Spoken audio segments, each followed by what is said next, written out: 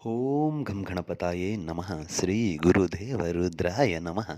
ಎಲ್ರಿಗೂ ನಮಸ್ಕಾರ ಸ್ನೇಹಿತರೆ. ನಾನು ನಿಮ್ಮ ಪ್ರಕಾಶ್. ಸ್ನೇಹಿತರೆ, ಇಂದು ನಾನು ನಿಮಗೆ ಶತ್ರು ಸಂಹಾರ ಮಂತ್ರ ತಗೊಂಡ್ಬಂದಿದ್ದೀನಿ ಸ್ನೇಹಿತರೆ.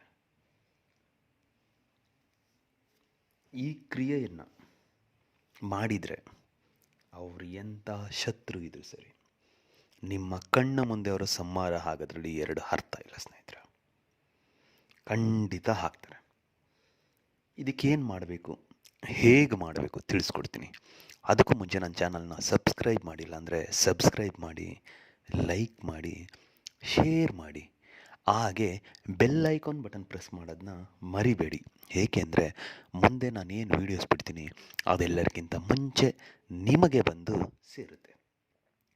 ಸ್ನೇಹಿತರೆ, ಒಂದು ಹೇಳ್ತೀನಿ, ದಯವಿಟ್ಟು ಇದನ್ನು ಆದಷ್ಟು ಧೈರ್ಯ ಇರುವವರು ಮಾಡಿ. ಏಕೆಂದರೆ ಇದು ಮಂತ್ರ ಪಠನೆ ಮಾಡ್ತಾ ಇರಬೇಕಾದ್ರೆ ಯಾವುದೋ ಒಂದು ಶಕ್ತಿ ನಿಮ್ಮನ್ನು ಹಿಡಿದು ಜಗ್ಗಿದ ಹಾಗಾಗುತ್ತೆ, ಇಲ್ಲ ನಿಮ್ಮ ಕಣ್ಣ ಮುಂದೆ ಬಂದಾಗುತ್ತೆ, ಇಲ್ಲ ನಿಮ್ಮ ಮೈ ವೈಬ್ರೇಷನ್ ಬರುತ್ತೆ. ಅದಕ್ಕೆಲ್ಲ ಹೆದರಬಾರ್ದು. ಅದಕ್ಕೋಸ್ಕರ ಹೇಳ್ತಾ ಇದ್ದೀನಿ, ಧೈರ್ಯ ಇರುವವರು ಮಾತ್ರ ಈ ಕ್ರಿಯೆನ ಮಾಡಿ. ಸ್ನೇಹಿತರೆ, ಈ ಕ್ರಿಯೆಗೆ ಬೇಕಾಗಿರೋದು ನಿಮ್ಮ ಶತ್ರುವಿನ ಫೋಟೋ ಬೇಕಾಗುತ್ತೆ, ಮತ್ತು ಅವರ ಹೆಸರು ಬೇಕಾಗುತ್ತೆ, ಅವರ ತಾಯಿಯ ಹೆಸರು ಬೇಕಾಗುತ್ತೆ, ಮತ್ತು ಒಂದು ಮೊಂಬತ್ತಿ ಬೇಕಾಗುತ್ತೆ, ಮತ್ತು ನಿಮಗೆ ಹಾಕೊಳ್ಳೋದಕ್ಕೆ ಕಪ್ಪು ಬಟ್ಟೆ ಬೇಕು. ಇಲ್ಲವಾ ಕೆಳಗಡೆ ಕಪ್ಪು ಬಟ್ಟೆ ಹಾಕೊಂಡು ಕೂತ್ಕೊಳ್ಳಿ. ದಿಕ್ಕು ಬಂದು ದಕ್ಷಿಣ ದಿಕ್ಕು. ವಾರ ಶನಿವಾರ. ಸಮಯ ಬಂದು ರಾತ್ರಿ 9ರಿಂದ 2 ಗಂಟೆ ತನಕ ಮಾಡ್ಬೋದು ಸ್ನೇಹಿತರೆ. ಒಂದು ನೆನ್ಪಿಟ್ಕೊಳ್ಳಿ, ಈ ಕ್ರಿಯೆ ಮಾಡುವ ದಿನ ಯಾವುದೇ ಕಾರಣಕ್ಕೂ ಮಾಂಸ ಎಣ್ಣೆ ಮುಟ್ಟಿರಬಾರ್ದು. ಮತ್ತು ಈ ಕ್ರಿಯೆ ಮಾಡಬೇಕಾದ್ರೆ ನಿಮಗೆ ಒಂದು ಮಂತ್ರ ಕೊಡ್ತೀನಿ. ಆ ಮಂತ್ರನ ನೀವು 1008 ಸಾರಿ ಪಠನೆ ಮಾಡಬೇಕಾಗುತ್ತೆ. ಪಠನೆ ಮಾಡುವಾಗ ನೀವು ಯಾವಾಗ ಕೂರ್ತಿರೋ ಕುಳಿತುಕೊಂಡು ನಿಮ್ಮ ಕ್ರಿಯೆಯೆಲ್ಲ ಮುಗಿಯೋ ತನಕ ಮೊಂಬತ್ತಿ ಉರಿತಾನೇ ಇರಬೇಕು. ಯಾವುದೇ ಕಾರಣಕ್ಕೂ ಮೊಂಬತ್ತಿ ಆಫ್ ಆಗಬಾರ್ದು. ಅದನ್ನು ನೀವು ನೋಡ್ಕೊಳ್ಬೇಕು.